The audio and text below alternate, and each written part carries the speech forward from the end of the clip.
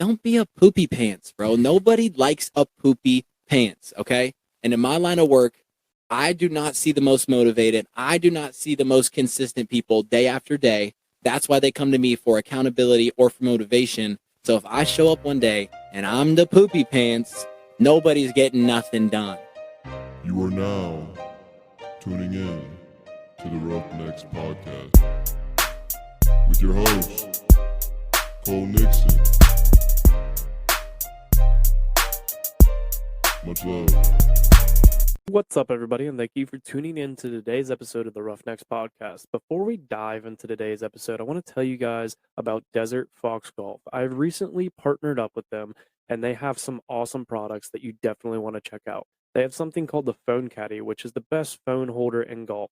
It comes in many different colors, and they even have ones with funny sayings on it, like, I work to support my golf habit, and it takes a lot of balls to play like me. If you are like me and like to use a golf app while you're playing, then this is the thing for you because it holds your phone in a convenient location right on the golf cart. They even have a cigar holder attachment for it. One of my favorite things is their drink aid tumblers. They have these awesome 17-ounce stainless tumblers with a screw-on lid to hold your favorite beverage while playing around a golf. They have different versions from the classic swing aid to nurse aid, hunting aid, fishing aid, and my personal favorite design, the Patriot Aid tumbler. Head over to desertfoxgolf.com and use the promo code Roughnecks for 10% off your order. But let's get into today's guest.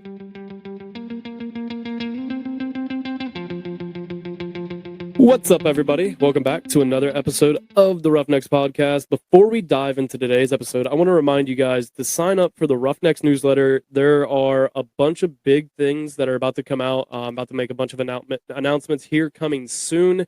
So you can sign up for that newsletter by going to the website, roughneckspodcast.com, and it'll pop up right when you get on there, and you'll be able to just enter your email and sign up, and then you won't miss all these big time announcements that you will definitely want to hear.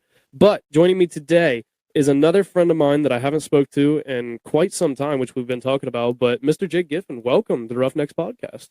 Man, thank you for having me. It's interesting to go from being a listener to being a guest. Mm-hmm. So it's a privilege, man. I'm honored to be here. So we got some catching up to do, but Yes. I told you before, let's save it for the microphone, man. We got a lot to go through. So Heck yeah, we haven't, probably seen each other really since high school? I probably ran into you at Kroger or something, but That's the spot. Reno talked about that. He's like, sometimes I don't even like going to Kroger because every time you go there in Pataskala, you run into somebody that you know. every time. I used to play a game with our friend Caleb Morris. It was like, you can't leave Kroger till you see someone you know, and the game would be over in a minute, man. They keep Literally, it you tight walk in, you're like, yep, I know that guy. right away. Like, that's my math teacher. Yeah. But yeah, it's been a long time, bro. So I'm honored to be here. I listen a lot. I've been trying to catch up on the episodes recently, but you got so many out, man. You're so proficient. I don't know how to keep track of them all. So It's, originally it started with one a week, and I stayed pretty consistent. I've missed some episodes, actually just recently missed an episode, but missed some episodes here and there just Too because humble. life gets busy. But, it is quite a bit. I don't think a lot of people realize, like, the behind the scenes, which you kind of got to see a little bit of, like, how much scheduling guests and like I'm scheduling guests for like May right now, and it's the middle of April, May, June time. I'm already I already have half of May scheduled, so like I schedule those out well in advance. One, so I can like don't run into an issue where I'm like the week that I need to record with them, they're like, oh man, I'm busy this week, and I'm like, shit. So yeah, I try to. There's a lot that goes in behind the scenes, but. And it's been almost 3 years of doing this, so that's how I got a lot of them out. bro, what the listeners don't realize either, and if they follow you on social, they probably know. But you got a full-time job, right? Yep, You're out there full-time. doing it. I mean, you already showed me half of the place we're in right now. You said you built by hand, like you were building the ark by yourself. They don't realize, man, balancing that schedule, keeping this schedule. This could be a full-time job for you, man, and it takes a lot, and I don't think people realize that. Mm-mm. So that's why I got a little behind-the-scenes look at the Roughnecks calendar.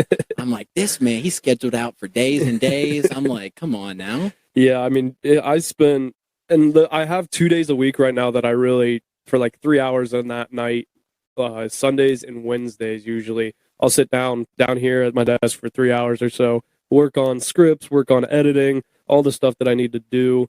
But a lot of times it's like not 2 days a week, it's like 4, 5, 6, sometimes even 7 days a week. But I don't spend 3 hours every single night. I've cut it down to that's why I do those 3 hours. So that way I have X amount of time allotted and I can get the bulk of it. But then there's some things like I got to finish editing this episode because it drops tomorrow, or I have to write this script because I'm recording with them tomorrow or whatever. Mm-hmm. Colton, let me cut you off, but you're too humble, bro. You work hard.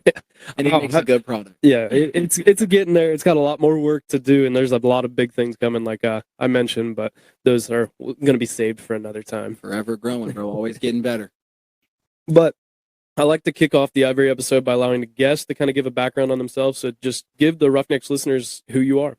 We got to talk about me now? I thought this was about you, man. No. I give you a little background. I mean, I won't go back forever and ever. I won't tell you. Who cares about where I was born, where I came up from? But what you want to know, I'll tell you a little synopsis of where I'm at. So, my name is Jake Giffin. I'm the owner of JP Personal Training and JP Fitness. I've been training with people for a little over a year and a half now, coming up on 2 years here shortly.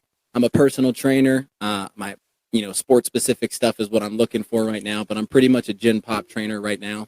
So I'll take everybody from your grandma to your cousin that played D1 football and is still trying to stay active. I'll work with sports teams.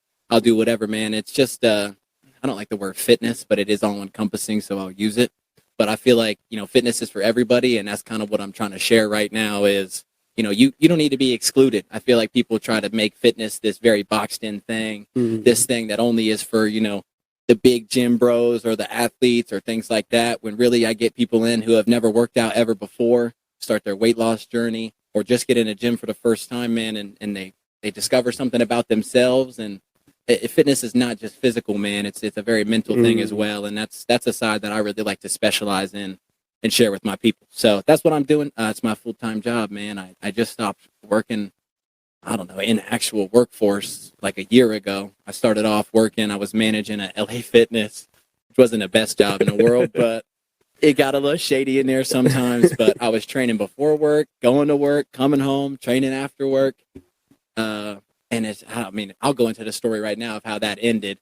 One day I came up to my regional manager who was in charge of everybody, and I told him, I was like, I think I want to do this training thing. I kind of had a spot lined up. I want to go full in. I want to do everything that I can with this training thing. It makes me happy. Like, it's something that I really, really enjoy, just to touch the surface on, what that is to me. And he looked me dead in the face and he goes, man, my wife used to be a trainer too. She failed hard.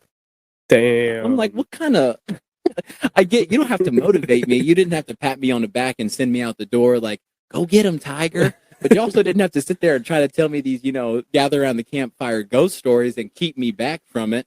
But lo and behold, he tried to keep me there. And I think they were really short staffed. So he kind of was like, whoa, pump the brakes. Like, we're going to need you here for a second. And then I just eventually ended up taking the leap, bro, and going for it. And I even told my girlfriend a few times that when I go and I train, man, it's a bad term for some people, but a good one for some. I almost black out, bro.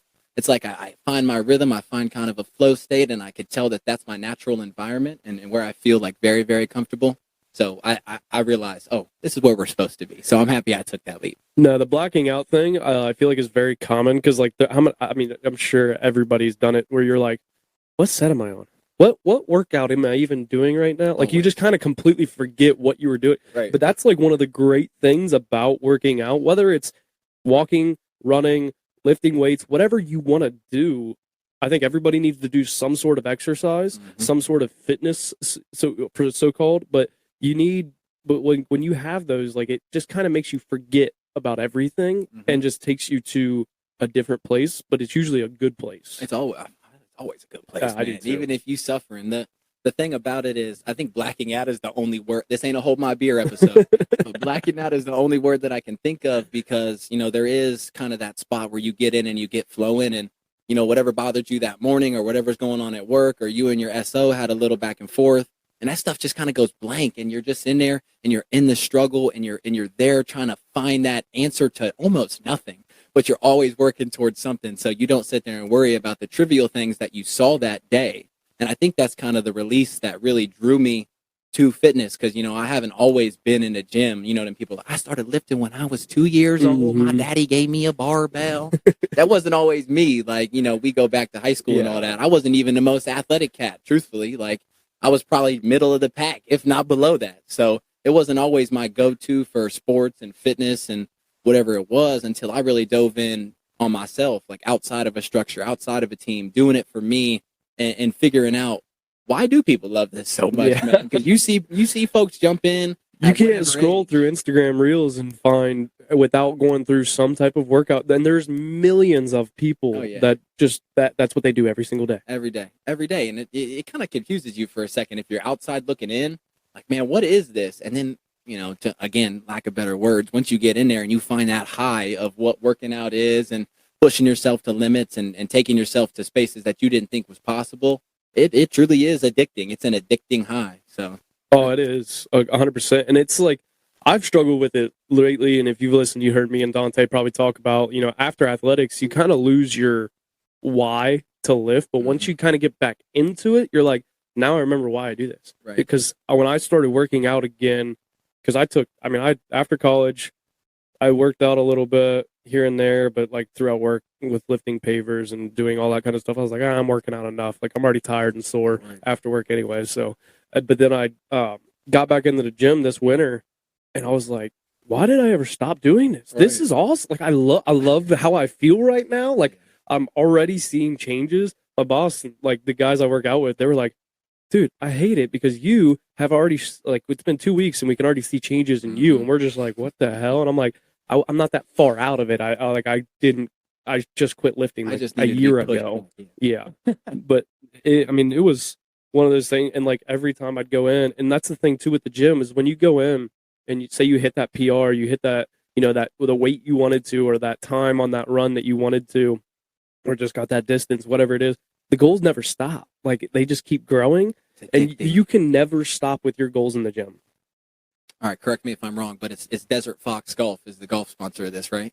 Not the sponsor, but I'm partnered with them. But yes. Right. So shout out Desert Fox Golf. They probably know, but fitness is very much like golf when they say you could shoot a terrible 17 holes, but that one shot, man, it was only 100 yards, but you put it right by the hole and it landed pure on the green.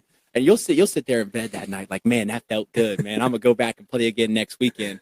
It's something very similar with fitness, man. And then you start trying to find those goals every single day. You start finding that one shot every time you hit the gym. And not saying every day is going to be your best one, because sometimes them bad days are what keep you coming back too. But finding that one shot, that little diamond in the rough, is what keeps you going. Oh, 100%. And like, there was a time when I was lifting in college where it was like we were doing a front squat, and I hit a weight, but I like struggled with it, and I was like, or I failed a weight. It was max out, and I failed one weight, and I had another attempt, and I just went up and down, and then I went up like 30 more pounds, and my buddy looked at me and goes, what the hell happened? And I was like, dude, I don't know. I just lost it. Like I just must not have my form. Like something was off, and then I just dropped it. But it's just one of those things but then you get it and you're like, oh, I want more. Like I want more. Well, you're a strong cat, bro. They probably, once you get up into them big weights, you start learning that the smallest detail can be off in your lift. I'm in a front squat. Maybe my lats were a little bit too tight, right? Yeah. I had too much tension in my lats, and that caused me to roll forward. And I mean, there's so many details that go into hitting these big lifts as you go through, especially. I mean, I'm not trying to put numbers on you, but I'm sure you was moving something decent when you were working like that. But it's so many details, and I think that's another thing that keeps you coming back when you talk about failing weights, man. Failing weights is one of my favorite things to do. It's kind of funny when you in a gym and everybody looks at you like, oh, what'd he drop, right? It's like, is he hurt? But if you fail a weight, you got to throw it into the racks or throw it into the bars or whatever it takes. Going in, maybe even you recorded yourself and watching it, or even what felt wrong, what looked off, what did I miss, and then correcting that.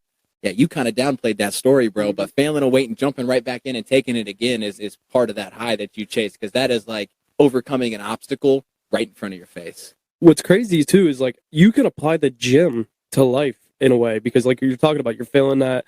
You fail that way. Everybody sees your failures. Oh, yeah. Nobody wants to look at your successes as much. Nobody, like if you get up, I mean, it's kind of different in the gym, but like if you say you back squat 405, no one's like, some people might look and just be like, oh, whatever. Right. But like if you drop it, everybody's watching. Oh, yeah, everybody's looking at you. Everybody wants to see you fail. Not everybody wants to see you fail, but that's when people are looking at you the hardest, is when you fail. But being able to kind of turn that around and be like, you know what? I failed. It's not mean I'm done. Like it's over. I can try it again.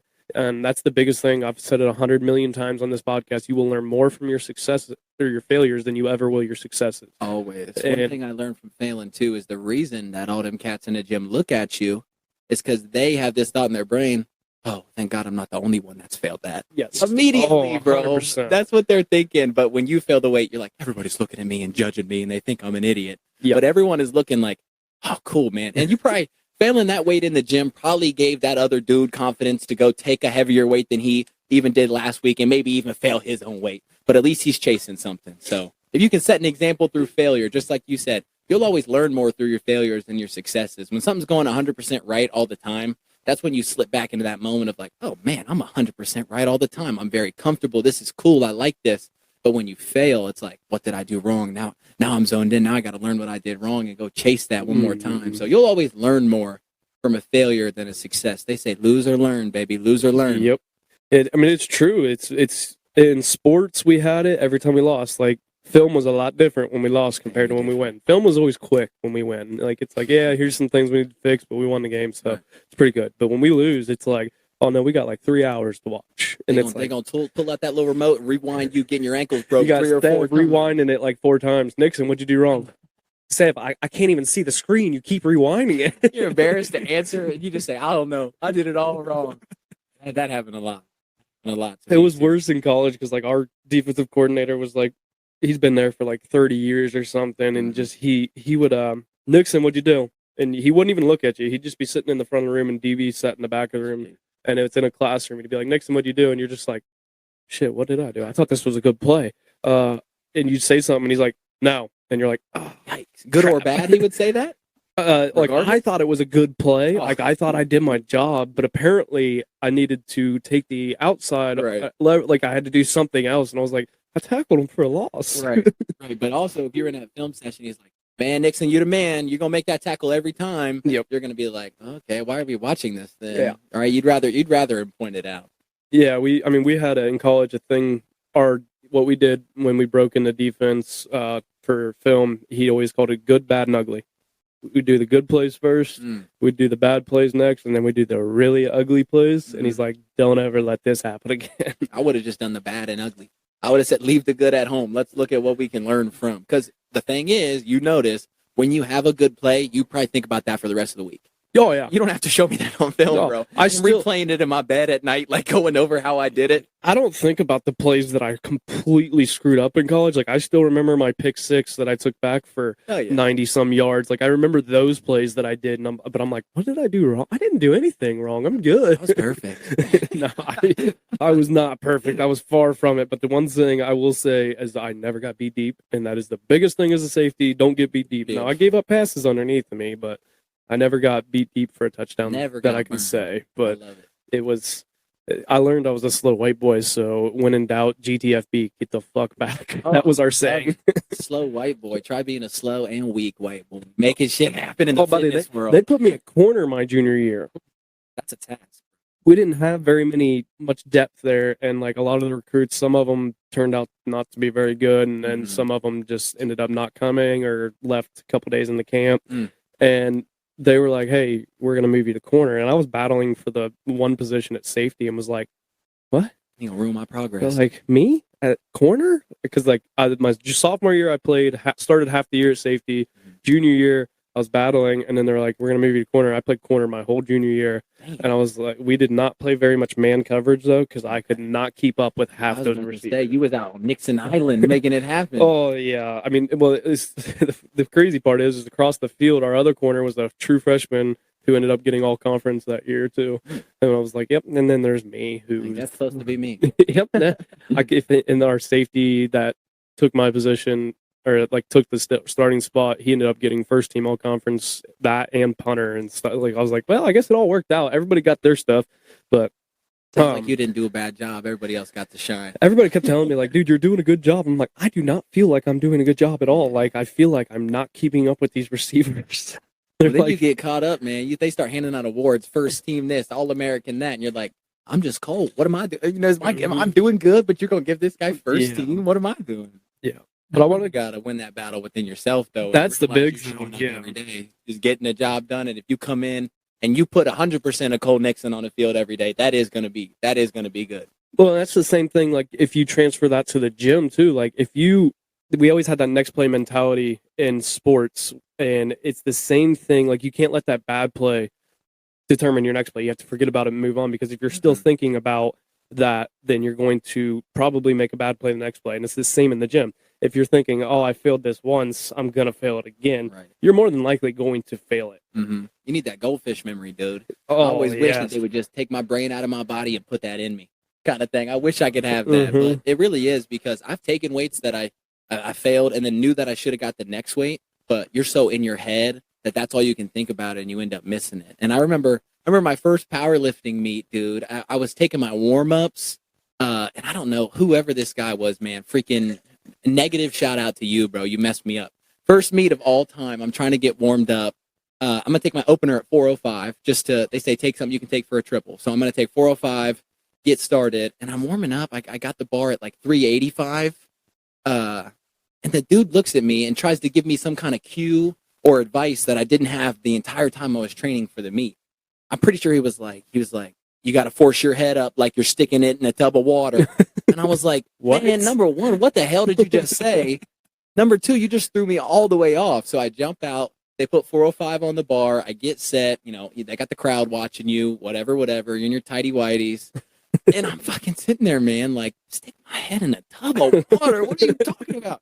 But not even where your own failures and your own, bad plays stick with you. But if you're in your head about anything, man, if you're not ready to just find that next lift, find that next play, find that next day, you're going to be stuck on that old one, man. And I'm very big on always look forward and just leave the stuff in the past behind, man. Learn from it, embrace it, let it come, let it go, and you got to keep going or you're going to be stuck. Well, I mean, look at, if you'd have listened to your regional manager when he told you, like, oh, my wife did that and she failed terribly, like, you wouldn't be here a year and a half later in the position that you are. I wouldn't be on the Rough Necks podcast, dude. The funny thing is, when you started this, I remember when you started JP, what is it, JP Fitness? Or JP Fitness, Yes. JP Personal Training, everything, man. That JP tag goes on it all. When you started it, I was like, I'm going to have him on the podcast, but I was like, I'm going to give him a little bit of time to get it started, get it running, and I know then you'd be more knowledgeable. Yep. I'd be more comfortable on the microphone by that point. Mhm. So I was like, you almost have to let people get into it a little bit, and then once they get into it, it's like, oh yeah, they figured it out. They got it. Let me peel back the curtains real quick too. I'm a very transparent dude. I feel like you have to be when you're in a coaching position, because especially with general population, you need to be relatable. Yes. You need to let people know that you're a human too. A lot of people follow my Instagram and they see that I do this thing every day, or I push these numbers every day, and they kind of forget that, oh yeah, I can do that too. So let me be transparent, pull the curtains back real quick. I remember, just to flip your story, Cole, seeing you start Roughnecks, and I go, I'm going to do something with this training thing that makes Cole get me on. I swear to God. I swear to God. And I saw you start it, and I'm like, man, you know what? Not that that's my pillar or what I was aiming for, but I'm like, you know what? I'm going to do something that makes Cole be like, oh, you can bring something to my audience. So all I had to do was build that up. So like you saying, give you time to build it. I was literally doing that. And we didn't say nothing to each other, but I just felt like I adopted this mentality, man, of who's following this guy? And that sounds negative, but I would say that to myself in the morning when I would get up, before I'd make content, before I'd train my people, before I'd post a video. Man, who's following this guy? You don't want to be that guy that looks like he's just putting something out to put it out. So I'm like, I got to set an example so someone could be like, I'm following this guy. Yes. I mean, but how important, I kind of want to go into, the training. Well, first off, we'll go, why did you decide to start JP personal training? Decided to start it just because, well, shout out, no free shout outs is what they say, but I got to give a big shout out to my guy, a former Roughnecks podcast guest, Dustin Myers, had actually told me something when I saw him. I might have been at the Arnold or sometime when I ran into him or something like that. And I remember wanting to take the jump and wanting to take the leap of doing my own thing, because I got my first job when I was 14, bro. And I've almost been in the workforce for a decade. Like, you're probably the same way, bro. You were working on farms and freaking doing it all when we were young kids. You probably started before me, but I've been in the workforce for like 10 years. And I remember being on that train of thought, or jumping one side of the fence, jump back the other way, and ready to jump. And he said, you know, you're ready to go when you can find these three things. And Dustin, I hope I don't misquote you here, but he said, you can always start a business and bring it to the world when you have these three things: something that you love, something people need, and something that you're knowledgeable at. And I was like, man, I'm getting into this fitness thing. I absolutely love it. I feel like what I'm discovering within myself, people need to feel that within themselves, just in general, to bring the population to a higher standard of living. And you know what? I'm knowledgeable enough that I can take Susie Q and show her how to get the movements right. I'm not going to find your strength and conditioning coach from college and teach him how to lift because he's got all kinds of game on me. But I am might be enough. surprised. All right, you never know who's in these positions. Yeah. But I have enough that I can share that with the world. So I found those three things, and it made me really want to take the leap. And don't let me go on a tangent here, but just because I had to get into fitness first before I got into training, what got me back into fitness is that, we all lifted when we were kids and we did our lifts together. And I mean, you were in the front of the room lifting heavy. I was in the middle of the room, probably lifting light, trying to shake those numbers and stuff like that. The crazy part is you could definitely probably outlift me now. And it's like, looking back, it's like in high school, we're like, man, we're putting up crazy numbers. And like, nah, that's a warm up set now. I might have benched 135 in high school and took my shirt off, to be 100% real. Like, it's a whole different ball game. But not counting those days, I remember kind of going back to the time. It was actually, my senior year of football is where I'll take you, because I made it 4 weeks in, and then I actually broke my collarbone, which put me in a sling for like 8 to 10 weeks because I didn't want to do the surgery and have a metal collarbone. I probably should have, because that thing still sticks out of my shoulder like a freaking rocket. And when I front squat, I'm telling you, I don't know the bar's in place until it's like suffocating me by pushing my collarbone back into my neck. I didn't mean to get gory on you, but that's real shit. And that happened, and then I only played 4 weeks, and then I kind of found myself in this cyclical thing of falling down the wrong path, hanging out with the wrong people, doing the wrong things, drinking, smoking, doing things that I shouldn't have, because I like you said, I lost the purpose, kind of. I lost the why, and when you don't have a why, you will try to find a why from anything you can get your hands on, man. And unfortunately, other substances that kind of take you out of your perception will be a very easy place to find a why. Oh, I'm only doing this so I can get effed up on this Friday. Yeah. I'm only doing this so I can smoke one with the homies and all of this. And my why was very, very skewed like that for a long, long time. And I just remember feeling that way for a while. And this is like some generic, like, put it on a poster if you want to, because this happened to a lot of people, I think.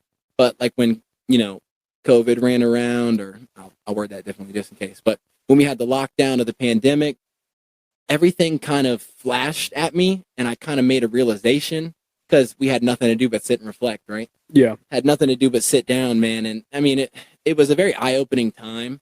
And my girlfriend, who I'm with now, who was a college athlete and is very, very athletic and has always done this her whole life, I remember she would do every day, she would get out of the house and go run. And she's like, I just do it for me, man. I do it because it makes me feel good. I don't want to be trapped in here. I want to go for a run. And I literally remember, bro, she told me she was going to go for a run, sitting on the front porch. I literally took a last drag of a Camel Crush, popped into a menthol, ashed it on my front porch, and I said, I'm going to go with you. I ashed out my last cigarette so I could go for a run with my girl. So we go down to a park, like right around the street, literally like one street over. And she's just blazing, bro. She is like 3 miles, 4 miles, 5 miles. I think I probably ran a 15-minute mile that day, which, like, some people could walk, right? Huffing and puffing. And I finally finished that mile. And I'm like, what is this? What am I feeling, bro? This is so dope. And I see her, and she's pushing and pushing and pushing. And she was like kind of an inspiration for me. Now, I won't say I totally jumped in that day, because I definitely went home and smoked another cigarette. but that feeling, man, I almost felt that for the first time. And then I was like, this is something, long story short, that I got to chase, bro. Yeah. That was one of those pivotal days for me that got me into fitness. And when I figured it out, I was like, thought about what Dustin told me. And then this is something I got to share with the world. That's one of the things, too, is it's really easy to go down that path that you talked about. Like, especially, like, I went through it with college, and then after college, it's like, I kept drinking the same. I probably drank more after college because I had more free time. I didn't have to worry about doing homework or having practice or lifting the next morning. I was like, I can drink. And then it got to the point where, like, people were like, man, you're drinking a lot. And it was like, flash like, reality real quick at you. Like, really? Well, at first, you're just kind of like, yeah, whatever. You always blow it off first. And then, like, there comes a point where you're like, man, how many beers did I drink this week? Right. And Right. it's like, holy crap, like how much money am I wasting? And I'm not saying you can't go drink beers or, hang out with friends and enjoy yourself, Mm-hmm. but you have to be able to control it. That's one thing that me and Brittany talked about too, with her fitness and stuff, especially like she's like, we don't tell our clients like they can't drink or they can't enjoy themselves. Like it's good to be able to socialize. Some people, drinking's just not what they do, and that's fine. Mm-hmm. Some people like to have a glass of wine with dinner or have some beers on the weekends and whatever, but you just have to be able to control it. And it's so easy, but like, you talked about going down that path, and it's just so easy to fall off. And especially after, and that's the thing is like after sports, after those like group sports and stuff like that, like where you have other people kind of watching your back and like that are there for you. And it's really easy to fall off track and almost lose your purpose. You talked about you didn't know what the why was and that kind of stuff, but you lose your purpose. And going for that run, like you said, it didn't spark it right there and like, oh, let's flip the switch, it changed, but it did spark something in your mind, and it helped you, I feel like, kind of find that purpose again. Absolutely. And it just opened up like a little bit of a peek through the trees, like, oh, that's a trail. That's a path that I could take down. And truthfully, to be honest, and I tell all my clients this too, like it's a scary path at first, bro. When you're jumping in from absolutely nothing, like you almost jump straight to the deep end, and you see so much on social media, you see so much, even people that you know that have been in the game for a long time, and when you look at them, it's almost like that's got to be impossible, right? Yeah. Like there's no way that that's possible. And that's where it becomes very, very scary, is when you cloud your judgment based on other people. Yes. So we've talked about why a lot on this podcast, and it's something, why is a very interesting subject to me, because I feel like a lot of people want an external why. They want an external why. And there's nothing wrong with that. I'm a big fan of put a date on the calendar and go for it. But that can't be your why. That can be a motivator and it can be something to look for, but that can't be your why. Any external why that you may or may not find is never, ever going to beat two things, and that's consistency, and that's your internal why, dude. Every day, I kind of find myself in these situations of exploring my journey, building my business, going through my, fitness journey and things like that, where I can almost piece together things from the past that I almost turned a blind eye to before. And then I start to find the answers early on of like, oh, why did you go down that path? Mm-hmm. Why were you drinking and smoking? Why were you looking for some kind of external high that would take care of you? Why weren't you looking within yourself? And then the answers come out. You stop blaming other people. Yes. You realize that you're in control of your reality and your destiny. And when you pull from those internal whys and you ask yourself the hard questions that not a lot of people want to sit down and answer, that is where you find that internal why. And that fire, dude, that thing will stay lit. The internal, like one of the examples that I think of when you tell that is like people talk about like, man, I want to work out so that when I have kids and I'm in my 40s, 50s, whatever, like I can go out in the yard and throw the football with them, throw the baseball with them. And it's like, that sounds like an external why, but really it's so I can do it. Like Right. I want to be able to do it. So it is an internal, like you have to find, and maybe that's not the best answer for why you should work out, but it is, I think, a valid one and to think about. And you can't let the clouded judgment of others, like we're all different. Everybody loses weight at different rates. Everybody's bodies are built different. And this is a fitness example, but like not everybody's going, and just look at, we're at a spot in life where you can see on social media, like people talk, like people that have a lot more money that have their own houses, or some people still living at home. Everybody moves at different rates. There's not a way you should do it. There's not a set way like that. This is the only way you should do it. And if you don't do it this way, you're wrong. If you feel like you're behind, you're not really behind. I mean, you might have some catching up to do in your mind, but you can't let the judgment or like you can't try to keep up with the Joneses. Essentially, like if you do that, then you're just going to probably put yourself further behind. And I mean, you see a lot of people that we've done it. We did 4 pools in one neighborhood, and when we did one, oh, the neighbor had to do it. The other guy had to do it because this guy did it. It's like everybody's trying to keep up with each other, but then I don't think it happened with these people because these people most of them were extremely wealthy. But you can almost put yourself in a hole that way, trying to keep up. Like, oh, my buddy's got a boat, I'll go buy a boat. Now you're in debt. Now you're in debt because you just wanted to be like everybody else. Don't be like everybody else. Just be yourself. You can't do that in this game, man. You can't do that in the fitness game or in the trainer game too, because I'm in a spot right now where Number one, I'm competing with two people. I'm competing with the internet because Google can tell you anything. I'm not saying you're going to get quality information from that and you're probably going to hurt yourself. Yes. But I'm competing with the internet, which means you can go get anything you want to. And I'm constantly competing with people who've been in the game longer than me. Right. And I could sit here all day long and it would probably force me to quit if I sat here like, oh, well, Joe, the trainer down the street, has been training for 40 years. He knows everything, man. And his clients have done this and he knows this. In both of these games, working out on your own and being a trainer, you can't be behind or in front of anybody. As soon as you're in front of somebody, you lose that humbleness and that drive that got you there in the first place. As soon as you're behind somebody, you lose your path and you start chasing other people instead of developing your own self. So you can't be really behind or in front of anybody in this game or else you're self-sabotaging. And if you were like, man, I'm not like at old school level, like I'm not there, so like I might as well just give it up. You will never reach that level then because you don't know what your level could be unless you just keep going. Maybe it won't get there, but maybe it will be better. There's a high probability that it will be better if you just keep at it and, give yourself something to strive for. Like, I want to be on this level and maybe set a date and say, I want to be there by this time. But if you're not, it's not the end of the world. That's when you can just look at it, look what you did wrong, set a new date. And it's like, how many people do you know that like, man, I quit working out for 2 days, so like I'm done. But then like they'll start working out again. You just set a new date. Then like even if you take 2 days off, that's the hardest thing is staying consistent. I feel like is one of the biggest things. But if you take a couple days off, it doesn't mean you're done. You have to quit. It just means start now. Like there's always. And people, I think, I don't like that a lot of people wait. Like, I'll start it at this time. I'm guilty of that. I do it a lot. But it's one of those things like, no, I need to start this now. Because Let me tell you something, Cole. If you start now, then you're ahead of the people that start on Monday or start on whatever day. The best time to plant a tree in your backyard was 20 years ago, bro. Yep. That was the best time, man. But guess what? It's 2023 and you don't get that 20 years ago, bro. So the second best time to do it is right now. Yes. You don't get 20 years ago. You don't get to say, oh, this should have been done earlier. That second best time, because you'll never find the first one, is right now. And the more and more you find that cycle of, well, I could do it next Monday. Oh, but then next Monday I got that work meeting, so I could do it next Wednesday. But then next Wednesday I'm supposed to have a date night with my girl, so I couldn't. Bro, stop making excuses. Go now. Go now. Plant your tree now. That's the biggest thing is why people wait. They start to make all these excuses for why they can't. They can't do it because of this, because of that. There's always an excuse, and it's like, no, that like there are no excuses. That's a very cliche thing in fitness, especially, but it's true. There are no excuses. You can't make excuses for everything if you want to get to where.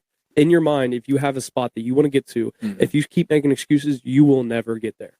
Well, the reason excuses come up in the first place anyway is because an excuse is the exact opposite of motivation. And people think when you see me on Instagram, when you see your favorite, celebrity trainer on Instagram, your favorite fitness people, they think we wake up every day motivated to the freaking gills, okay? Do I a lot of days get up and jump my freaking self out of bed and jump into my socks and go get it? Yes, because I love it. But a majority of those days, I'm not reliant on motivation. I'm reliant on consistency. And the opposite of consistency is quitting. So I'm never going to play the game of excuse to motivation, motivation to excuse. I play the game of find consistency every single day because the only opposite is quitting. Yes. And I'm not going to quit. So you might as well get consistent. Yeah. I mean, motivation is just the feeling. It comes and goes. Discipline will outweigh motivation 100% of the time. If you stay disciplined for what you're doing. Oh, can you say that again? Hold on. Repeat, man. Say it one more time. I'm not going to lie. I stole this from Jocko. Do it again. Discipline equals freedom. Yes. Go say it one more time. Motivation is just a feeling that comes and goes. Discipline will outweigh motivation every single time. Yes, sir. If you stay disciplined, you will succeed. That's the biggest thing. And that it's huge in fitness. It's huge. As long as you consistently go to the gym, and we're not saying every single day you need to go to the gym, but you probably shouldn't go every day. No, exactly. That's what a lot of people, I think, misconceptions of like, oh, I have to work out every day, otherwise I'm not gaining anything. And it's like, no, you actually need those rest times. Right. Those are kind of important. But if you just stay at it and stay consistent, stay disciplined, you will get to where you want to get. I know somebody that started Weight Watchers and because they wanted to lose some weight, which, there's the pros and cons, the Weight Watchers, whatever you feel about it. But it's one of those things. It's like those first couple weeks, especially, I feel like with losing weight, those first couple weeks, you're like, man, nothing's changing. Like I'm not losing weight really or whatever. But then after that, if you keep that discipline and that consistency, that's when you start seeing it. And it takes more than just a couple weeks for things to change. We live in such an instantaneous world where we're on Instagram and we can find new content every single second of the day. Or we can just or you can always find new content. But we're not always going to get instantaneous results all the time. Well, I tell my clients this all the time, bro. If you start a journey with a number in mind, you already lost. Yeah. You cannot start a journey thinking, I want to look like this in 6 months. I want to look like this in 2 weeks. I want to look like this in 3 years. Because what that's hinting at means that when that 3 years is here, you're going to stop. You can't go in and have a number, bro, because as soon as you find that number, you're not going to want to go any further. You reached your number. This is what you worked for. You're going to be like, what happened? If you don't jump into this game thinking that it's now your lifestyle, it's going to be what you are, it's going to help you change as a person and develop that every single day, you've already lost, bro. They say, I'm not sure where I heard this either, so don't put like freaking Benjamin Franklin on the quote or anything, because I don't know. But they said that's something that they talk to addicts about with. And they say, if you are addicted and you jump in and you say, I'm trying to get 2 weeks clean, guess what? You're going to be 2 weeks clean. And then you hit it and then you're back. Yep. That's what they say, man. So you cannot set that number. If you set a number, that means you're insisting on quitting. But if you say, I'm going to change my lifestyle, that means you ain't coming back. That's why, I mean, hate it or love it, Andy Frisella does the 75 hard. That's why he does it 75 days, is because if you do something for 2 weeks, you do it for 2 weeks, and then you go right back to where you were. The 75 days thing for him, I've heard him talk about it on his podcast, is it makes it a lifestyle. It literally grows your habits to where maybe you go back to a few things, like, you know, he cuts out, he doesn't have alcohol in his 75 days. Some people, they'll go back to drinking or whatever, but it's a lot more controlled, or their habits have completely changed. It takes more than a couple weeks to change your habit. I forget the scientific whatever measurement. 21 days to build a habit, 28 to keep, whatever they say. I don't know. Who cares? It's something like that. But it don't put a number on it. I like that a lot. Don't put a number on it, because if then you're already failed. Like, you're already going to go back to right where you were. Oh yeah, I don't even know if I like the 75 hard, because then on that 76th day, you know you're getting fucked up. Yep. You know you're eating some bullshit. You know you're not reading that book. You know you're not working out outside. That 76th day, you're going to be a fucking degenerate. So what I tell my clients instead is we practice 80-20. 80% of the time, get your shit together, get right, be strict, hold yourself to it. 20% of the time, bro, do what you want to, man. If you're not, that 80 lets you earn that 20, and it tastes that much sweeter, man. I'm not here to sit and be like, here's going to be the best 2 weeks of my life, because in that third week, I'm fucking up, man. Yep, exactly. It's got to be a lifestyle, and it's got to be a balance.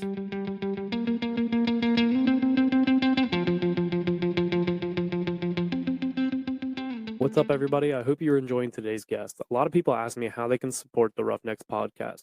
So I wanted to take a quick break to tell you the best way to support the podcast is to buy and wear merch. We have merch available on our website, from hats, t-shirts, long sleeves, sweatshirts, and even coffee cups. There are even youth sizes available for the kids. Head over to roughneckspodcast.com and make your purchase today. Thank you for all the support, but let's get back to today's guest.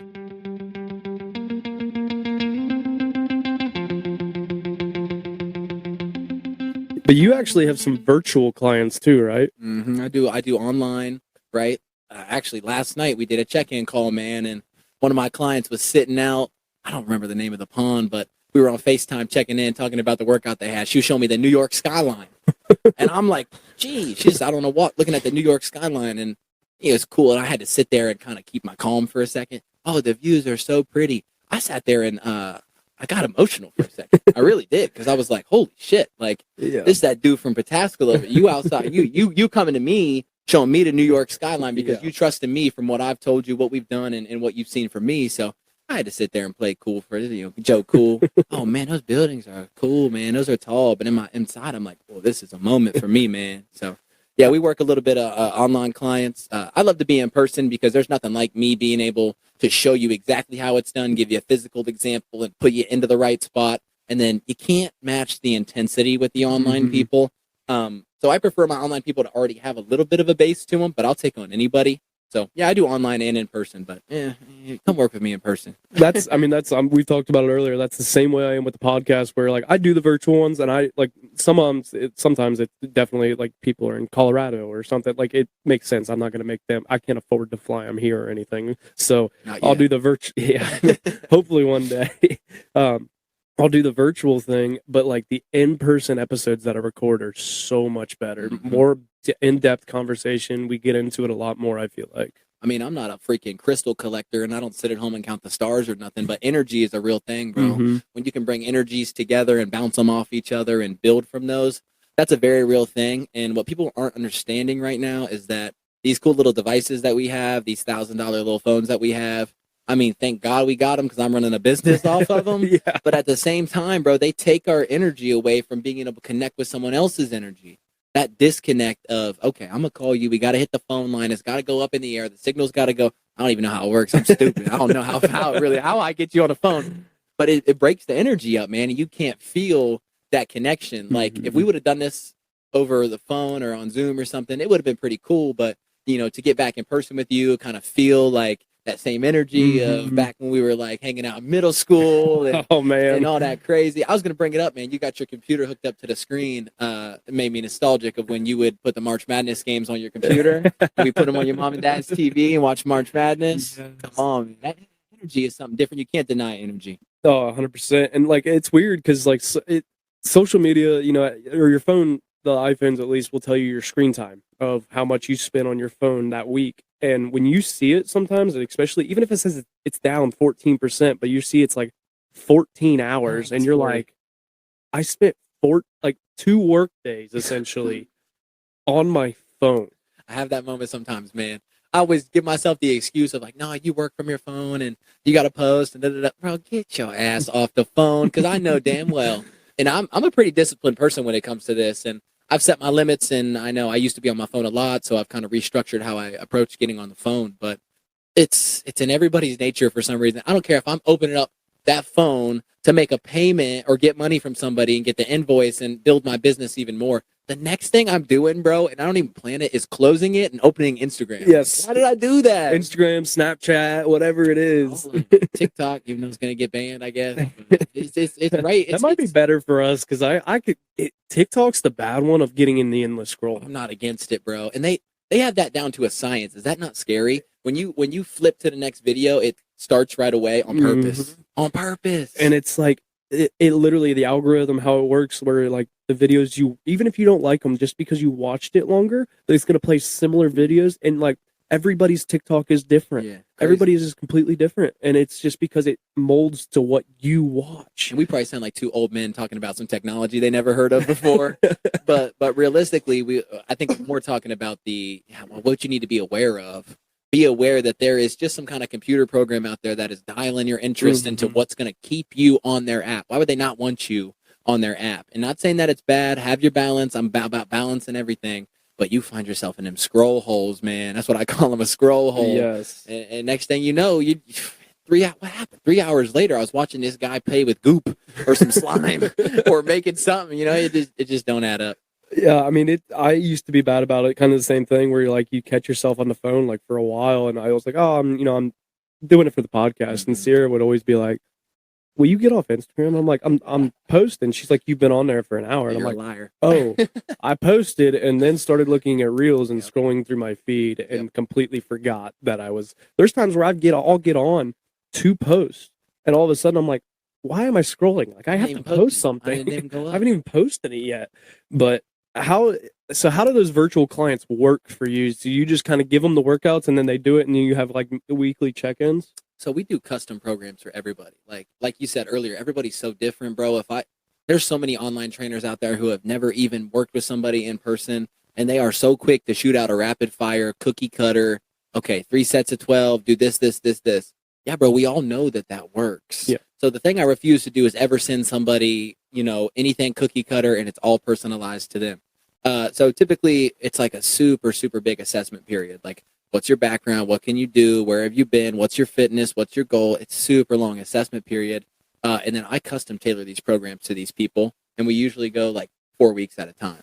So I'll give you a microcycle 4 weeks at a time, and I'll try to build you up to a macro cycle of 12 weeks. We track your numbers, we track your PRs. I mean, I don't let my people 1 rep max that often just because they're at different levels and stuff, but we track those numbers, how we can build on them and go and go and go. And then they check in with me. So I got some people, man, some people call me from the gym, man, and it is so funny. And I'm okay with this. If you're one of my clients, listen, I'm cool with this. But they'll call me from the gym, man, to ask me some of the craziest questions. And they'll set their phone up in the gym and then take a rep right in front of me. And I'm just on FaceTime in my house, like eating my meal prep, like, oh, a good lift, you know? You know, it's good. I'm like, are you showing off or do you have a question? Kind of thing. But usually we'll schedule them out and we'll do check-in calls. And a lot of times, you know, I kind of categorize my people into two different things because I have a lot of advanced clients. Like, are you really checking in with me because you need help lifting, or you really need accountability, and do you need somebody, you know, to bounce your ideas off of and keep moving? I'm going to have my people who really need a lot of technical advancement and things like that. But I try to check in with my people at least 3 to 4 times a week. So you probably, I pulled up here. I was on a phone call with one of my people. Yep. I try to be open 24/7. I tell my people because I don't do it for me, bro. I mean, I got my own training programs. I run my own programs. No free shout outs, but big old shout out to Corey G. I run his programs a lot. Yeah, because you're doing the I Want Abs, aren't you? Sheesh, you're telling me, bro. Yeah, I got 12 days left on that right now. I just celebrated a birthday a couple weeks ago, bro, and I didn't even cheat on my birthday. Damn. I'm going crazy. Damn. I started off at 207, and then this morning I weighed 176. Damn. So I'm trying to, you know, keep a balance of being strong and getting my physique right. So I just hit a PR on deadlift 3 days ago. Took a 3-rep max off a 2-inch lift. So I'm down 30 pounds in body weight and still putting PR numbers up. So like I was saying, I run his programs a lot because dude knows what he's talking about and is a big inspiration. So every good trainer needs a good trainer. So I like that. Brittany talked about that in her episode. Like every good coach needs a coach. Like there's a reason you're a good coach is because you had good coaches. Like it balances each other. And that's a big thing, kind of going back all the way to the beginning. Like who you associate with is who you're going to be. Right. We talked a lot about this lately on the podcast we had the first thing we had in college when first meeting, and the coaches, first thing they threw up on the screen was, y'all, you are who you associate with. Yeah. Because it was big. I mean, we were on a small campus at Ohio Wesleyan. Yeah. The football team was like a third of the campus almost, probably, or a quarter. I don't know what it was. But, you know, if we're out partying and drugs and doing whatever, people are going to see it. It's going to get back to the coaches. It's going to get back to the eight. Like it's just going to, you're going to, who you associate with is huge. And, you know, people talk about, you know, if you surround yourself with 5 millionaires, then you'll be the 6th. And that's maybe not 100% true, but you're at least heading in that direction because you're around these people that are living this lifestyle, but don't try to be them, but be yourself. And I see a lot of that, man. And it's very, very true because back when I was in, you know, the bad stages that we talked about of trying to find my why, I wasn't hanging around with maybe the best people who were on a path to better themselves every day. And now I won't link with you if you don't have something for me. Like if you don't have something that provides value to both of us, something that we can build off of, or something that I can learn from you, I won't keep you in my circle, but I will say, don't be scared to learn from everybody, bro. Oh, yes. Everybody has something to teach you, whether they are wrong or right. A lot of times you can learn from seeing somebody do the wrong thing. That doesn't mean you got to be friends with dude. Doesn't mean you got to be besties, BFFs. Just see what dude is doing wrong, right? If you want to, try to help him. But, you know, it's his life.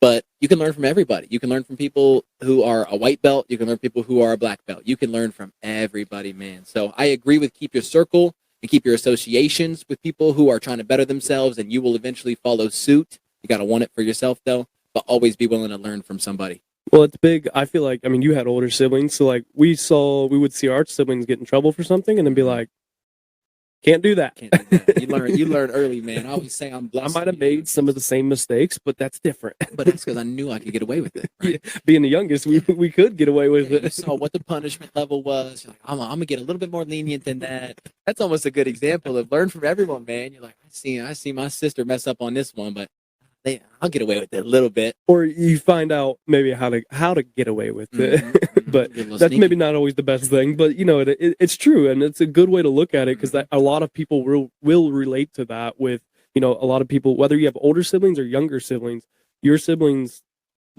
everybody makes different mistakes, but Mhm. everybody makes them differently because of the fact that they learn from each other. Right. Just like no one's got to be like your role model, but let everybody kind of set the example, Mhm. right? And we're in an era right now where, like you talked about earlier, there's information at every screen, every fingertip has all this information in the world, but you decide who is going to influence what information that you take. Yeah. And another thing that I learned through this whole journey, man, is you should be learning 3 times as much as you're lifting. So if you're an inspiring athlete or you're just a, average Joe lifter, you should be learning 3 times as much as you're lifting. And whether that means about lifting or that means learning about your life and how to make yourself a better person, execution is crucial, but learning what to do before you execute is that much more. You don't see, our military or our SEAL teams go out and do a mission without a briefing, Yeah, without a plan, bro. exactly. Get it down to a T, learn from everybody else 3 times as much before you even get in that gym, get the knowledge right, and go. Now, if you're just starting, just jump, bro. Just Yes. start now.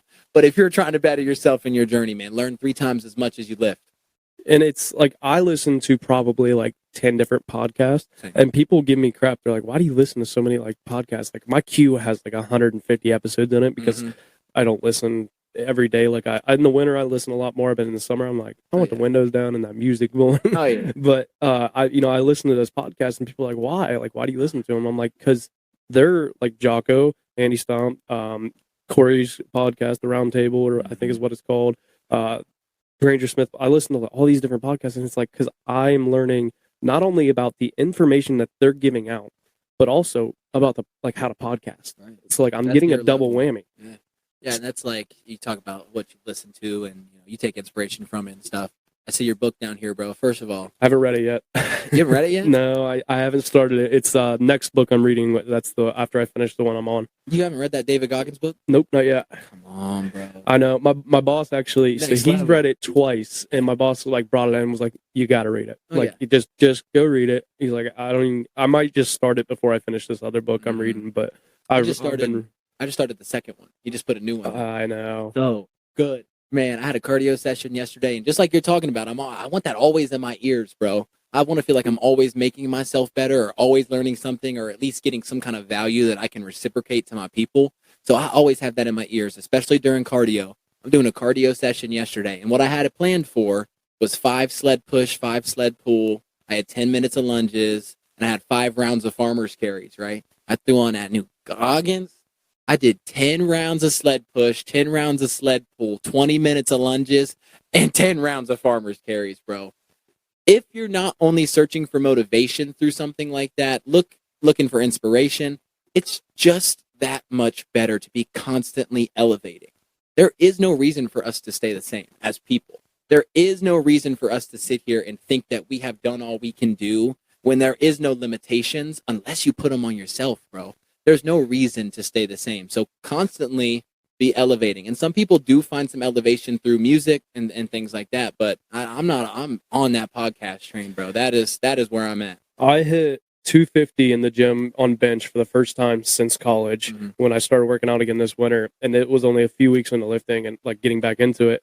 And my boss was like, "You went from benching like 155 the other week to 250." He's like, jump. and he's like, "What are you listening to?" Because I had my headphones, and I was like, "Goggins." And he's like, "I knew it. I knew you were listening to him." I was like, "Dude, when he's in there talking in your ear, you're just like, oh, I want to be better." It's a different breed of person, bro. And the reason that he's able to project like that and put out energy like that is because he has done the deepest searching, the absolute push it to the limit of within himself. Not only the physical feats that the man does, we're not focused on that, bro. The man has done some amazing things, but the fact that he is willing to open himself up like a book, talk about the shit that you don't want to talk about. We all have that stuff inside of us that kind of scares us to bring to the surface and address and lay it all on the line and think, where did it come from? Why did this happen? But he has done every single ounce of himself and thought about every possibility of why am I the way that I am? And I think that comes back to finding your internal why, finding that within yourself, and then what can you decipher? We're all a little bit of what we project to the public, and then a little bit of what we actually have going on. It's easier to put on a face and kind of be this character when you meet other people. it's hard to be vulnerable, bro. Mhm. It is hard to put yourself out there and be who you really are. But I want you to sit down, whether you're listening or just you two, think about who you admire, who you follow, and who you tend to look to the most.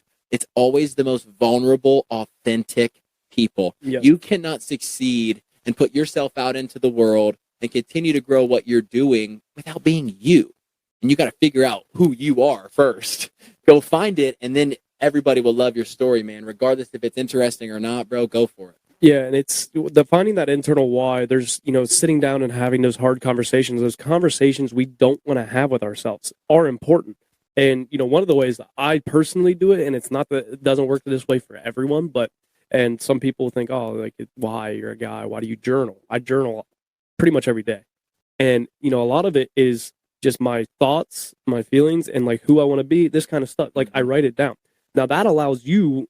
You're writing it down. That kind of opens you up a little bit to when you're talking to somebody or something. Like, you're a little more vulnerable than you would be, because you're actually starting to get your thoughts and feelings and what you want to be, finding that internal why and making yourself more vulnerable through it. And I had a guy, Nick Lavery, on.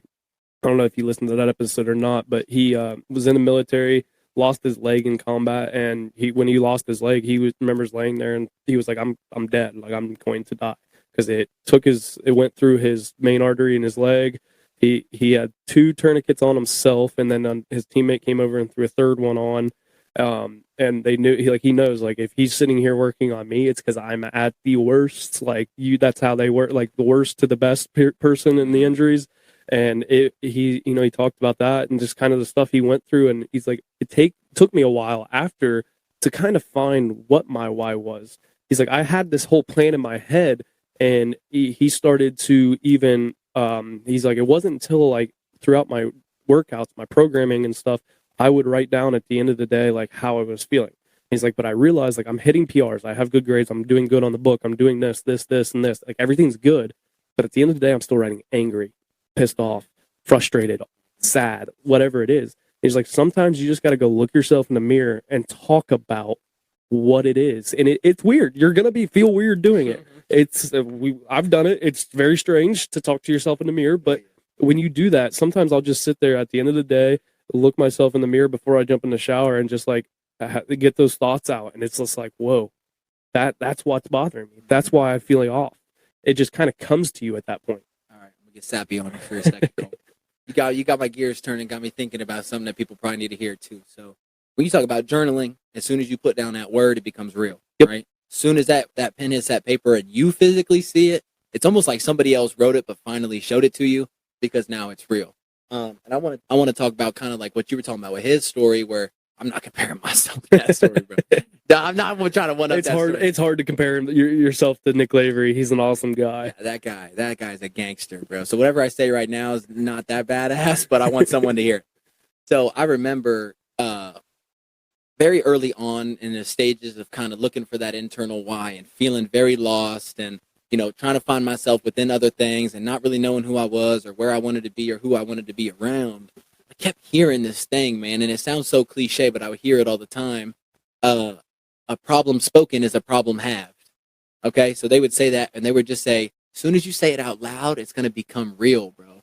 Share it with somebody, write it down on a piece of paper, or say it to yourself in a damn mirror. As soon as it comes out, it's real. Mm-hmm. I remember kind of being in the middle of that journey and kind of hitting my lowest point. It was true depression. I feel like I had no inspiration to be alive. I feel like I had no purpose, and I had nothing that I was bringing to the world.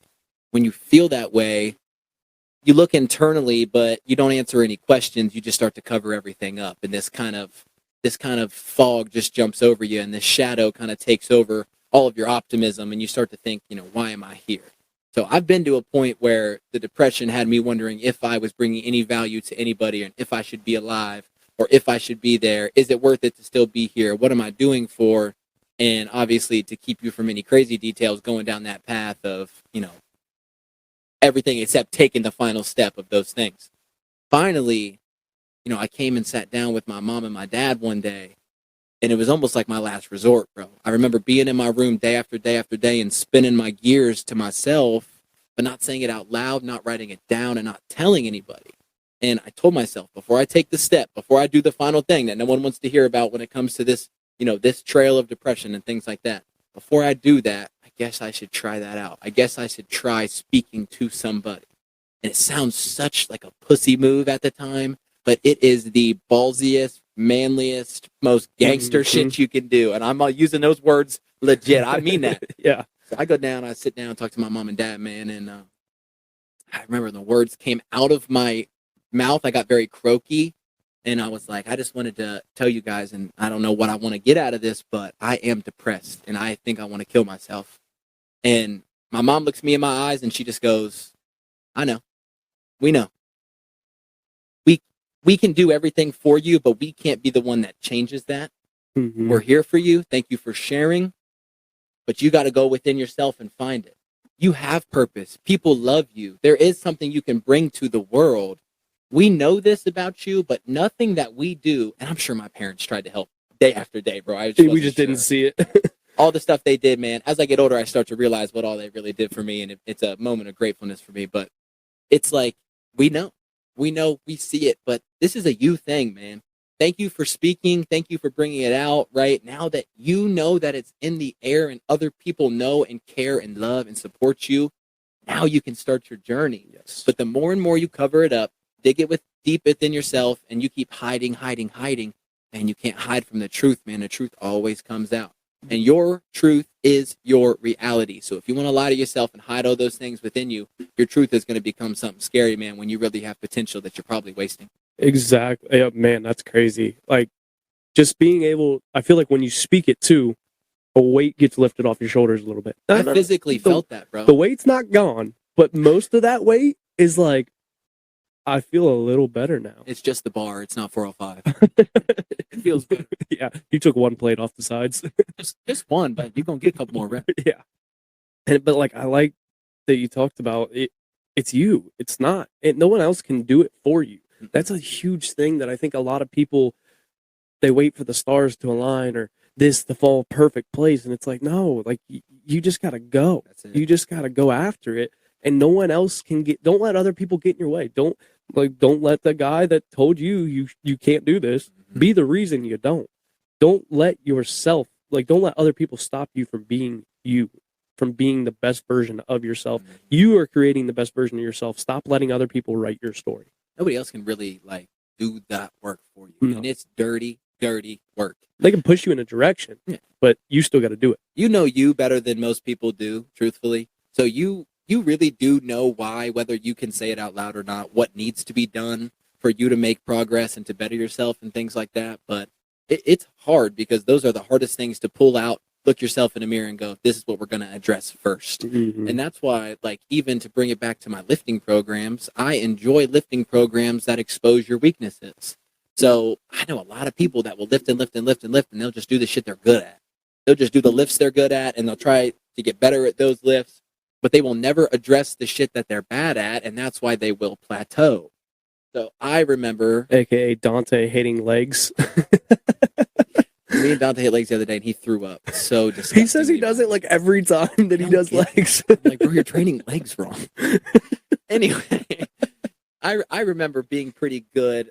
My favorite lift is the squat. I enjoy the squat. It is something that I feel like is kind of like a man maker kind of lift. It's challenging and something that I started to excel at pretty quickly. I think it's because my legs are so short, but I'm 6'3" with the legs of a 5'8" girl. Dude, I was going to say, when you walked in, I was like, holy shit, I'm that tall. Me and my girl, though, bro, my girl will stand next to me and our waists align. I got the longest torso in the game. We'll discuss my anatomy later. But... Pause, I didn't mean it. We'll talk about the way I'm built later. I like the squat a lot, and I remember thinking, okay, I'll just squat and bench then. Fuck a deadlift. First of all, stupidest shit I've ever done. But you get to a point where you're strong and strong and strong in the squat, but you need that low back stability, you need your glutes to fire, and you need that posterior chain to advance. And I was plateauing somewhere, this was early on, but I was plateauing around 295, truthfully, and it was bad. And then I remember starting to deadlift. I was always scared of the deadlift because I had previous low hip injuries. I had some SL joint stuff, like grade 3 disconnections in my SL and had to go to rehab and all of that. So I was scared to deadlift when in reality, when I started deadlifting, that was my weakness. It immediately made me a better squatter. And I jumped from 295 to, I think it wasn't in competition, but the heaviest I've ever gotten is 465. And then I can tell you more about why it was only this number, but my heaviest comp squat's 405.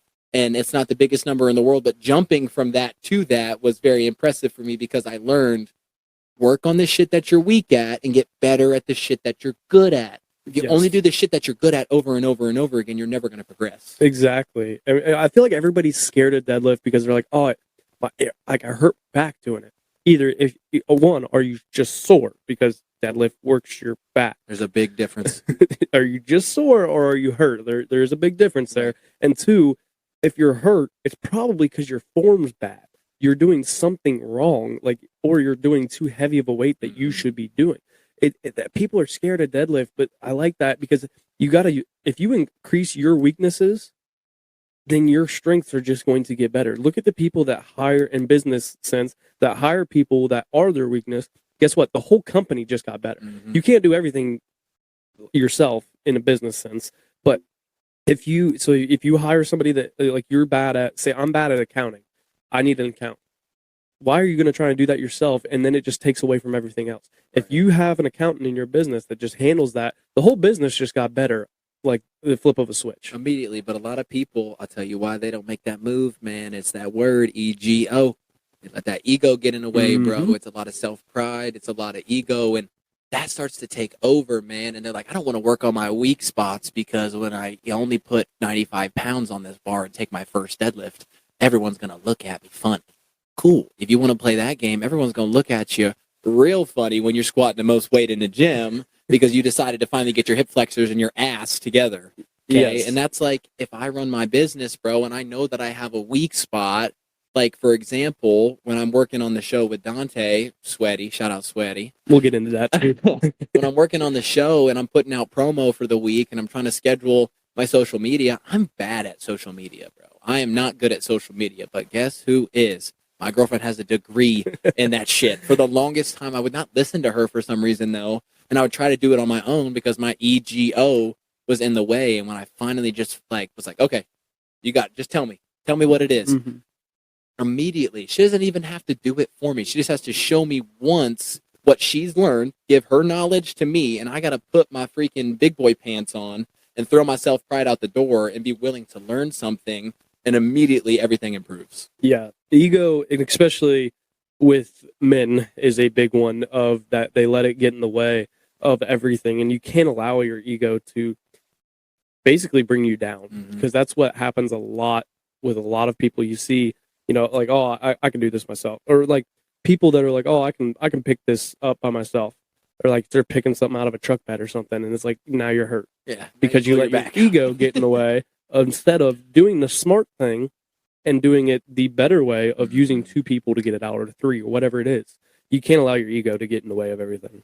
I mean, unfortunately, pride is something that we base ourselves on a lot, especially in the industry that I'm in and that we're discussing, and even in the content creation industry. It's kind of a little self-pride, confidence, ego battle. Number one, in the gym, everybody got their ego in the gym. They forget to leave it at the door.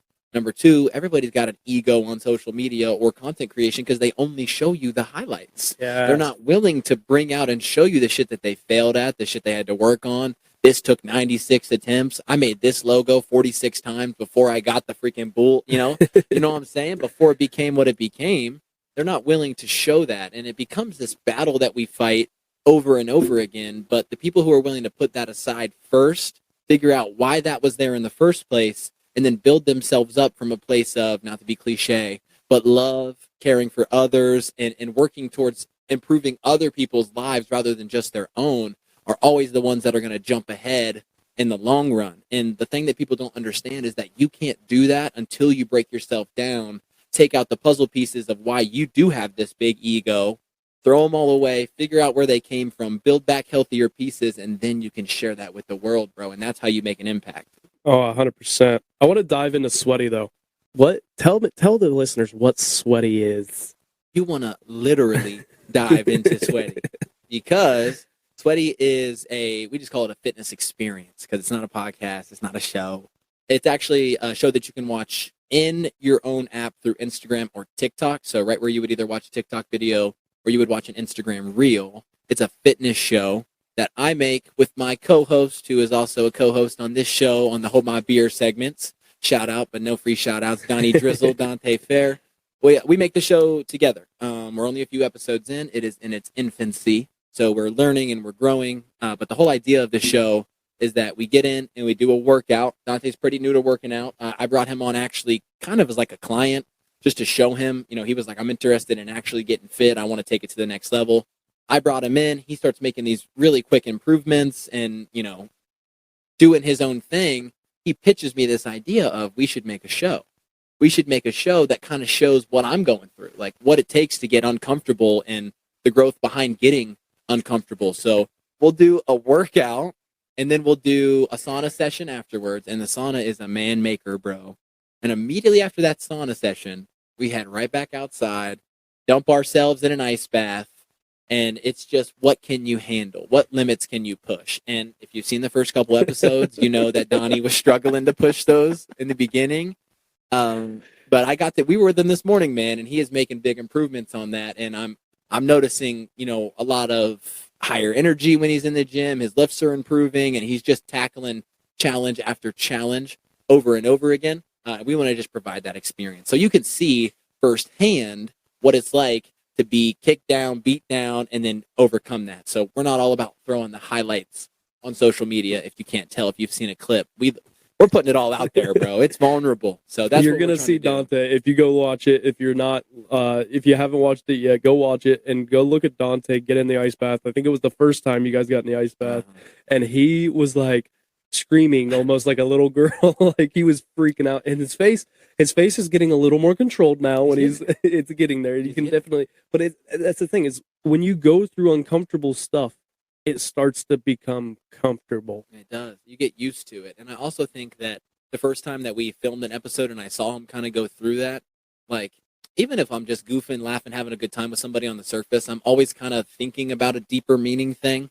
And I remember later that day, I thought to myself, like, this makes sense why I am a coach, because I don't love ice baths either, bro. They suck. But we both got into that bath, and he panicked so hard that it created a calmness within me because I needed to calm him down. And he was going so off the wall, I was like, okay, here we go, dial it in. The ice bath's not fun, but I didn't even think about being in the ice bath. Now my attention was, how can we get Donnie to nasal breathe? How can we get him to control his breath, control the temperature of his body, slow his heart rate down, embrace the cold, sink deeper? Immediately I was like, calm down, sit down, breathe. And it's just like, I feel like that's why I'm a coach, man, because immediately I've done so much digging within my own self that now I'm ready to flip the script and just share that with everybody else. And my instinct is to help others, not worry about me first. What's cool too is like it shows you're doing the uncomfortable stuff with him. It's not like he's just doing it and you're just sitting there telling him, like, because I mean, our strength coach in college, if we'd lift at 6 a.m., he'd come in at like 4 or 5 a.m., love it, do the workout. And then he'd also like, all right, this is too high a reps. We need to cut this down a little bit or change it a little bit if he needed to. But he could literally sit there and say like, I did it. Like I was there. Like I went through it. Yeah, we didn't all see it, but we'd come in and he'd usually be finishing up or be covered in sweat. That's so like, so gangster. So like seeing him do that, it just makes you like, man, if this 45-year-old man can do it, like why the hell can't I do it? Hey, you know what they say, man? Never trust a skinny chef. You're not looking out here. You're not trying to get knowledge from somebody who's not willing to go through it, right? You're not trying to have somebody just preach at you from something they read online and then spit back at you trying to regurgitate that information. What you want is someone who's been through the ringer, someone that has experienced it, dug themselves into the ditches of whatever you're learning, and maybe even took it a little bit further, willing to put their body or their mind on the line and fail super hard at that. So then they can come to you and say, I know what works because I've done every single thing that don't. And that's why even when I put out my programs online, bro, I do not put my program out unless I've ran it for the entirety of it. And I've reached out to 4 or 5 athletes that will run it for me. Make sure, I'll be like, hey, here's a program for free, bro. Test it out. Tell me what it is. Tell me what should be changed. And that will not see the public eye until it's been tested and curated and guaranteed to work. Yeah, because you actually have 2 workout books, correct? They're like ebooks. I'm putting out a 3rd one right now called The Essentials. and it's just a beginner program. So Okay. they're available on my website. They're just an ebook that you can download, and it downloads to a PDF right on your phone. It's got some intro stuff in it. It's got, especially the essentials, talks about what progressive overload is, how you should be taking your rep ranges, where you should be, and then it's just day by day an entire program that I tested, reached out to athletes of all levels across the country to test, and then brought it straight to you. So you don't have to work with me, especially one-on-one, if you don't want to. Not everybody likes that too personal connection, but you can run programs that I've done myself and proven to work. Yeah, I really like that, being able to like essentially you have to test things. It's just like people putting product out to market that they went through trial and error. Like they had prototype after prototype after these tumblers wherever it went. Not the tumblers, but they actually have the Desert Fox Golf. There we go. They have a thing that straps onto the golf cart that holds your phone right there on the golf cart on the arm. And he was like, we had over 100 prototypes of these before we finally got one that we liked. A lot of them broke. A lot of them just didn't fit only some of them fit certain phones. And he's like, we went through trial and error. And that's the big thing. You have to go through trial and error. And, till you find the right one. Like how many times people switch jobs? Yeah. Because you go through like, this job's not bad, but like I'm missing something. You go to the next job or whatever it is, you go through those trial and errors. You have to go through trial and error before you find and that's the thing, is like, you're not done after that. After you find that, you have a lot more work to do, but you're at least getting in the right direction. Well, they could have put out version 1. They could have put out version 1 and watched it fail and been like, we have the greatest product in the world. We have this thing that we know you're going to love. It's this and this, fake promise here, fake love here. Put it out. Everybody gets it. Everybody hates it. Maybe they backed a profit off of that, right? They might have made a bag on it. Who knows? But no one's coming back. Nope. No one is returning. But when you put out V100.4, sounds like a radio station. V100.4. When you put out that version of 100 or whatever, and you know it's bound to work, you know that your customers are going to love it, like I was saying, the results are guaranteed. Guess what? You've created now a return or a loyal customer who's going to come back and then look for your tumbler, or I like on the golf course the thing that holds your cigar up there. I don't know if they got one of those. They added it to the phone one. Woo! So you can have your phone, and then there's an attachment that goes underneath that holds your cigar. Beautiful. I got to have my stogie right behind me while I'm playing horrible, shooting 124. I shot a 117 the other day, so. Better than me.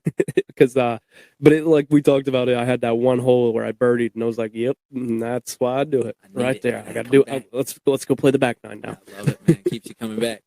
But I guess we're going to dive into some of these final segments of the pod. Woo, I just vibrated the crap out of that. Oh, I thought that was a sound effect. No. I thought it said, No. boom, boom. Now, the sound effect, kill me. The sound effects I have to add in through editing, which I could probably implement them on the board, but then I'd have to like have the board beside me and all this stuff. But you'll have like a fucking Joe Rogan has Jamie. You'll have a Jamie. So Cole Rogan, baby, the Cole Rogan experience. I know somebody that was thinking about starting a podcast that I'm close with, and they were like, will you be my Jamie? And I was like, oh, absolutely. Only if you come do it for me. Because I really want somebody. I've tried to get Sierra to do it because I used to record upstairs on the couch, and she used to sit there and like, she'd look some things up if like we were sitting there or whatnot. But she's like, no, like I don't have time for this. Cole, look that up for me. No, I can see it, man. Quick fingers on the Google. But and then if we have the TV too, and they just like literally like Jamie throws it on the TV and that kind of stuff, it'd be cool. But I mean, one day, yeah, realistically, like you're really good at the flow of conversations and things like that. But even that, think about it, he's cranking out so many episodes. You gotta have something to like see or he can't sit there and tell me more. Oh, dude, I don't know how he doesn't have a script. I mean, obviously he must do a ton of research on his guests. Joe Rogan does, but like when he's in there, he's just looking at them and talking, and I'm like, how do you come up with this stuff? He's the man, bro. Just like anything else, though, he's got it down to a science because he's practiced and probably studied and researched. And I mean, through 1,000 episodes, I guarantee that I know for a fact, like from my first episode till 160 whatever we're on, I know like a lot of things for me have changed and how I like. Because if we'd have done this when I was like in my first like 50 episodes, I'd have been like question answer. Question, answer. I mean, bro, I've listened. This whole week, I was trying to catch up just to make sure you didn't hit me with a surprise segment I didn't know about or something. But I mean, I've been listening since the beginning. I told you the other day, like when you put it out, I was like, that is an inspiration to go do your own thing. So I've been listening, and in the beginning, everything starts in an infancy, bro. You're not going to jump on a mic and be the best podcaster of all time. You're not going to jump under a bar and be the best podcaster. Lifting weights doesn't make you a better podcaster, if you can't tell from me. But you're not going to jump under a bar and be the best lifter of all time, bro. It starts with something, and you can already tell the difference between when you started and where you're at now. In the beginning, like you said, question, answer, question, answer. But guess what? You were willing to put that on record, throw it out there. It's still great content. You still got good stuff. And then you knew deep down, the more that I continue to put these out, the better I'm going to get. Yeah. You get better through reps. You get better through practice. 100%. But we're going to go into the final segments of the podcast. And I have a question that I like to ask all my guests. And since you've been listening, you know this question is probably coming. Mm-hmm. I don't tell my guests about it when I text them the rundown. But if you could go back in time and tell your 16-year-old self one thing, what would it be? All right, first thing I'd tell my 16-year-old self is don't smoke Camel Crush. No, I'm just kidding. I'm just kidding, man. Find a better smoke. But I've heard you ask this one before, man. If I could go back in time and tell myself, my 16-year-old self, something, I would just tell him, hang on, brother. Hang on. Because it's so easy to give up, man. And when you are at that age, your vision of the future is so clouded, man. And you cannot look beyond if you're lucky, the end of that week. Yep. And especially when I was 16, all I could think about was, what are we doing at the next football practice? And who am I trying to kiss after school? Like that's all that I could focus on, bro. And that's as far into the future as I could look. And if I ever tried to look deeper into the future, it would scare me. And it would scare me so bad that it would be like I was looking at nothing. I couldn't see a vision of where I needed to be in the future. And it's disheartening at first. So I would go back and say, just hang on. And the reason my answer is so simple is because a lot of people would be like, I would tell you not to kiss Sarah so-and-so at the prom. There is not a thing in my life that I regret yet, bro. There's probably won't be either. So I would never tell myself something specific because I wouldn't want to go back and change the person who I became today. And I wouldn't want to be like, avoid this, don't do this, try to fix this, because win, lose, success, failure, everything that I've done up to this point so far led me to where I'm at right now, and I'm grateful for where I'm at. Oh, exactly. I mean, I wouldn't be able to have this podcast if I wasn't, this is my second podcast. This isn't my first podcast. I wouldn't have been able to be where I'm at if it wasn't for the failure of the first one or just the trials and errors and the things we've talked a lot about. And, you can't change anything in the past anyway. So let those failures continue. And it's hard to, when we're 16, it's like, you really can't think past like high school. I told you, bro. You can't think past what's for lunch the next time. And I did it in college too. When I was in college, I was like, I started thinking a little bit more, and it's like through college too. I'm like, man, I got loans I got to pay back. Mm-hmm. But then I'd be like, I don't have to worry about those right now. Like you just kind of forget about it. And then it comes to that point where you're like, okay, it's here. I got to figure it out. It's real. But then I feel like we're at the point in our lives now, you start to kind of look a little bit more into the future, but it's still clouded, but not as much as it was in high school.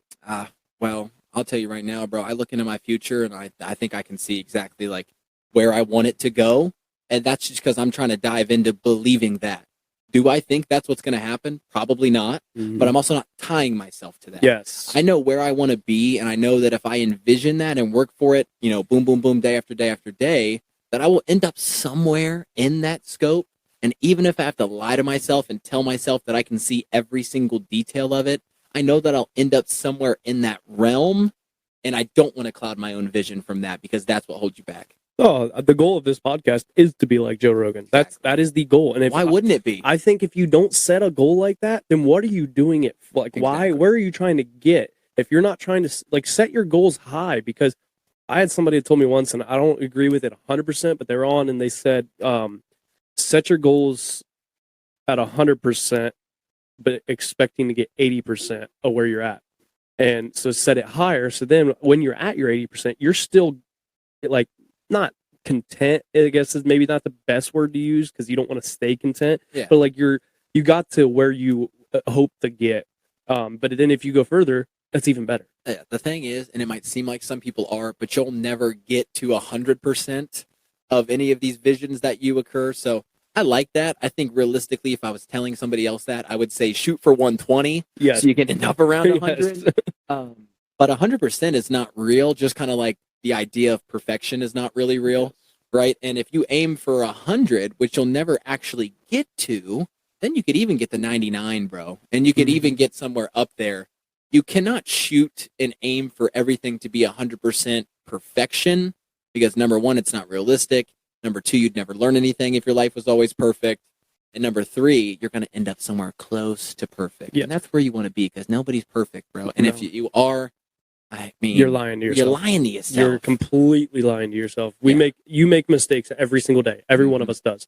And whether they're big or small, we make some type of mistake. I still at work, there's times where my boss looks at me and goes, "What are you thinking?" And I'm like, I wasn't. And it's like, I've been doing this for 3 years. Like, I know I should know this, but I still made the mistake. Like, it's just some things that you're going to make mistakes. It's fine, but you just have to start to learn from them. That's because you're human and willing to admit it. Yes. That helps you grow. That's one of the things, too, I've learned through work is like, when you mess up, don't try and be like, well, don't try and make an excuse. Just be like, that's my bad. Yeah. I fucked up. Like, that's all it is.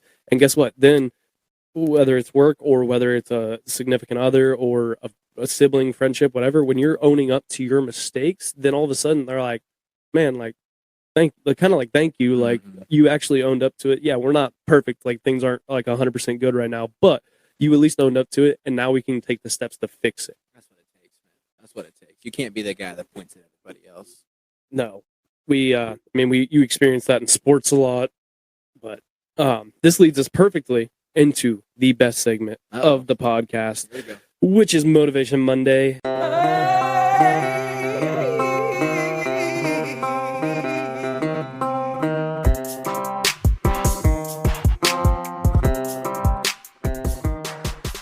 Motivation Monday is the point in the episode where I allow the guests to give the Roughnecks listeners an inspirational bump to set the tone for their week as they listen on Monday morning.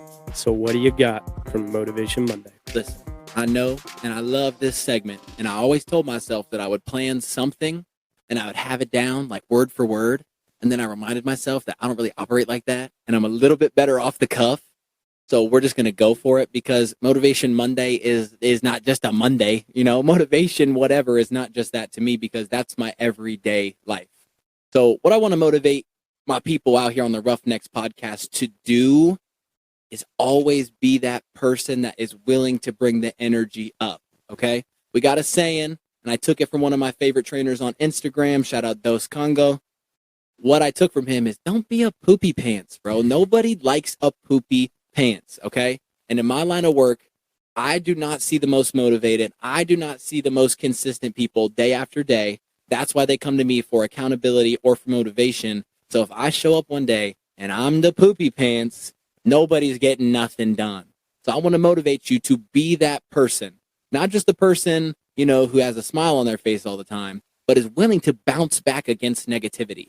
The person who is willing to see someone not having the best day and try to brighten it. The person who is experiencing somebody with that poopy pants attitude and willing to bounce against it and let them know, like, hey, it's time to go. You got to be grateful for your body. You got to be grateful for the day, and we got to go make something happen. So I want to motivate the Roughnecks listeners to be the opposite of poopy pants and be the energy guy. That's what I call myself, a glue guy, an energy guy. I'm there every single day, whether I'm trying to bring it 100% or not, I have to.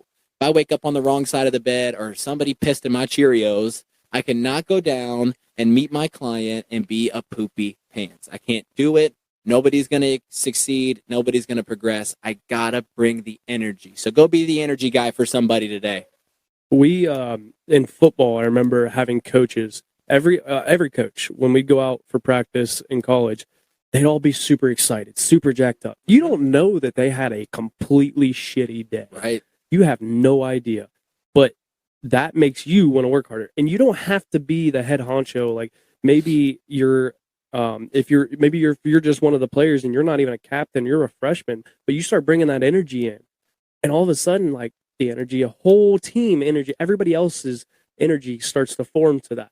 It just makes everything better. And that's just one example. You can use that in the workplace. You don't have to be the CEO to have all these visions and all the drive. Like you be yourself and be your own energy and try to bring everybody else's energy with that. There is nothing better than growing up to realize something that you didn't notice as a kid. But think about all the coaches that you've had, man, when they showed up for you day in, day out. What you didn't realize is that that is the rewarding part about being a coach, is that every day you get to show up, whether it's a client, an athlete, somebody online, somebody in person, it doesn't matter. And you get to be their source of freaking energy.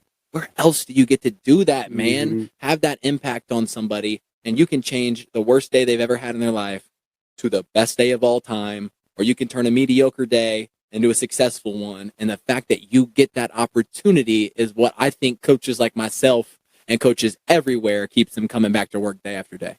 100%. Jake, thanks for coming on the podcast, man. Truly appreciate it. Where can people find and follow you on social media and find your books and all your merch and whatnot? I love free promo. You can find me on Instagram at JP the CPT. I try to post every day a little something for you. More importantly, you can find my website where you can get access to my books or even inquire for training at www.jp-personaltraining.com. I will put those links in the episode description if you want to look for them there or go find them yourselves. Definitely go check it out. Definitely worth it. We'll have to get that sauna and ice bath thing going. I'm excited to see more content with that. But that's all we got for today's episode of the Roughnecks podcast. And until Friday, you guys know the deal. Life is hard, and it's going to knock you down just like a bull does to a bull rider. Don't let that bull of life walk all over you. Get up, grab the bull by the horns, and take control of your life. Roughnecks, out. God, that outro is so good. Fucking run through a